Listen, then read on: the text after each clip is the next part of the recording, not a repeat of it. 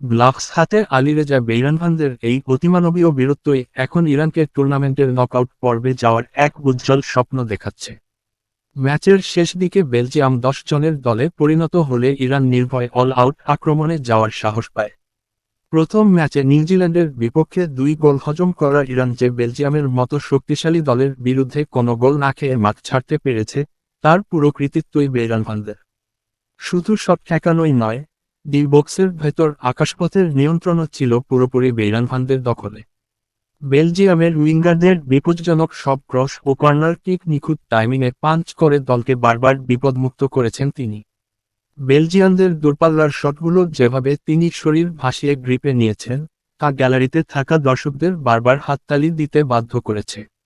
ম্যাচের প্রথমার্ধে ডি ব্রুইনার বানিয়ে দেওয়া বল থেকে লুকাকুর নেওয়া 2টি নিশ্চিত অন টার্গেট শট অবিশ্বাস্য রিফ্লেক্সে রুখে দেন এই ইরানি বাজপাখি।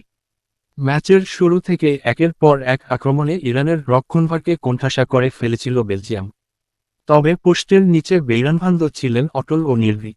বিশ্বকাপের গ্রুপ জি এর হাইভোল্টেজ ম্যাচের রোববার রাতে বেলজিয়ামকে গোল 0-0 ড্রয়ে রুখে দিয়ে টেবিলের শীর্ষে উঠেছে ইরান। এই ঐতিহাসিক ড্র এবং মূল্যবান 1 পয়েন্ট পাওয়ার পেছনে সবচেয়ে বড় অবদান বেইরানভান্দের বীরত্বগাথা পারফরম্যান্সের।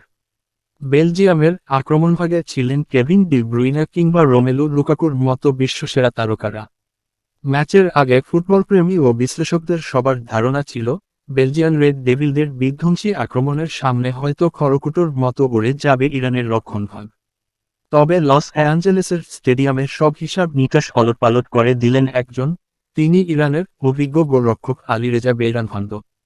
পুরো ম্যাচ জুড়ে পোস্টের নিচে একাই যেন মহাপ্রাচীর করে দাঁড়িয়ে রইলেন এই জাদুকরী গোলকিপার।